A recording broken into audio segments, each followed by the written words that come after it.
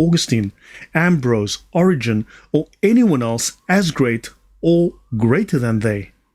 Now let us turn to the letter of St. Paul. In other words, every single theologian in the church before me is an idiot. Ignore them, reject them, do not listen to them. They are wrong. Only listen to Martin Luther. I think this is very, very clear. His words here are very clear. Be on guard against anyone, including St. Augustine, Irenaeus, you name it. Am I reading this wrong? But Martin Luther thought a lot of himself. That's divine revelation. Yeah, listen to me and me alone. Yeshua the King, thank you very much. Sorry for the off-topic question, but why the Dropbox link to the Encyclopedia of Islam isn't working anymore? Ah, okay. It's still in my Google archive. Yeah, Dropbox may have done something. I'll double check. I'll double check the link, but sometimes the links will age out, so that does happen. But all of it's in my Google archive, so anything that's not in Dropbox will be in the Google archive.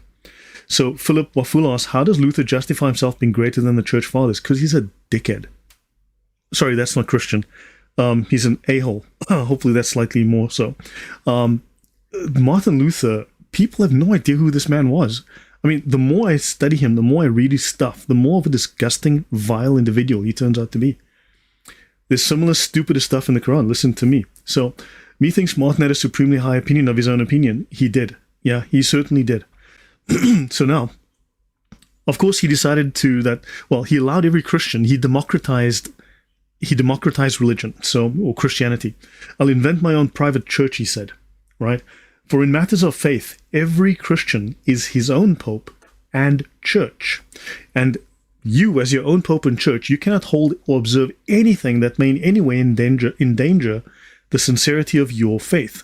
What that means is that once you've established your set of beliefs, your personal, private, individual revelation, your set of beliefs that defines your church and you are the pope of it, no one else can disagree with you, because that would endanger your beliefs, right? Therefore, they must be wrong, because the Holy Spirit spoke to you, and the Holy Spirit wouldn't lie to you, would it?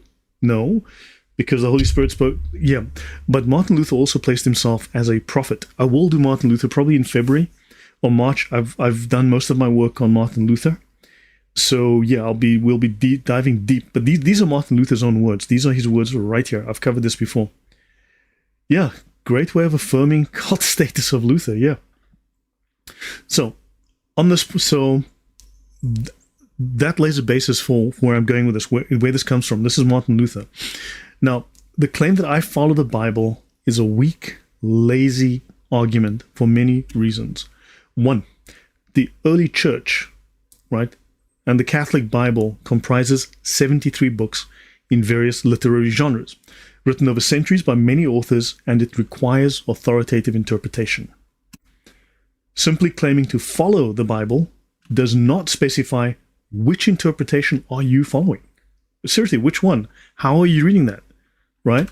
And two, it doesn't justify why your interpretation is correct, because that just leads to squabbling with a bunch of people with shoe-size IQs arguing over the Bible based on their basic limited personal private knowledge, which is pride on a supreme scale.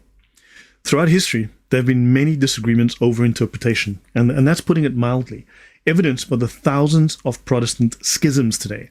Now, the more I look at this, I don't see Protestantism as branches. They are schisms, right?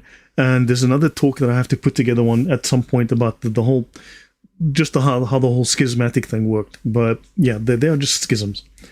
So Paul Anka, I'm a Sola man myself. I'll listen to Mr. de Jong. Actually, the local church is the Church of the New Testament, not some central authority in Rome. And yeah, whatever.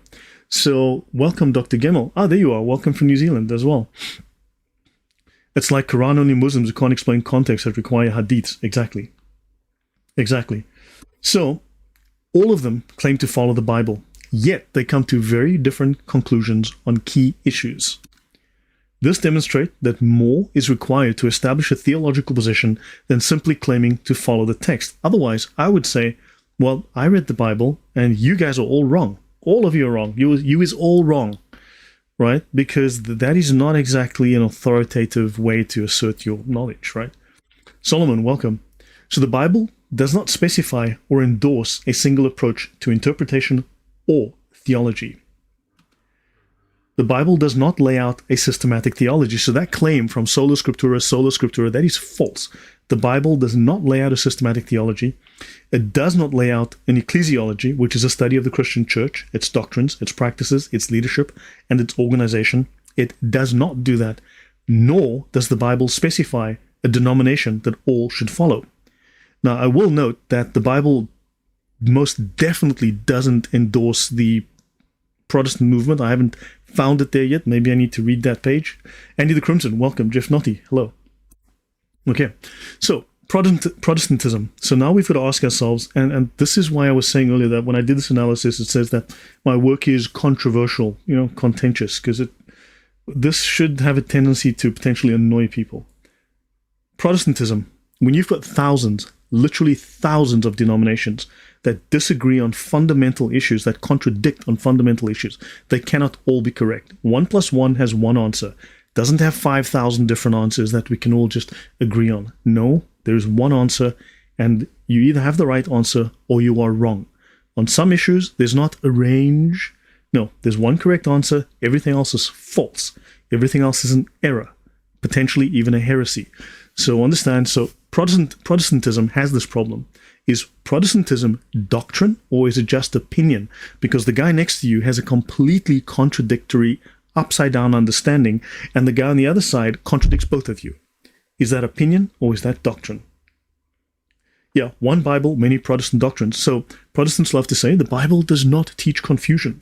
The Bible does not teach contradiction. Well, you guys are all contradicting each other.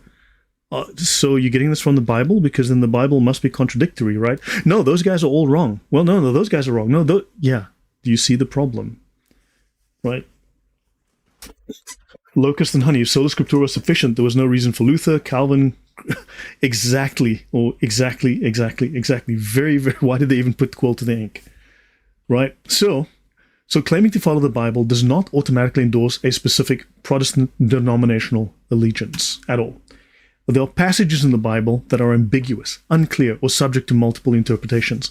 So claiming to follow what the text says has led to contradictory conclusions, requiring other principles to determine what the correct interpretation is. Now remember, Martin Luther believed that he was right and every single church theologian before him, every single one was wrong. Those are his words, right? And this counts for Calvin, it counts for Zwingli. I believe there's quotes that I haven't found yet that say things like this. So, yeah. Look, lately you're seeing these Muslims are pushing their propaganda very, very hard, right? This is the next stage of their attempt to do whatever it is they want to do. What are we going to do tonight, Pinky? Try to take over the world, right? So, yeah, well, pardon me. Oops.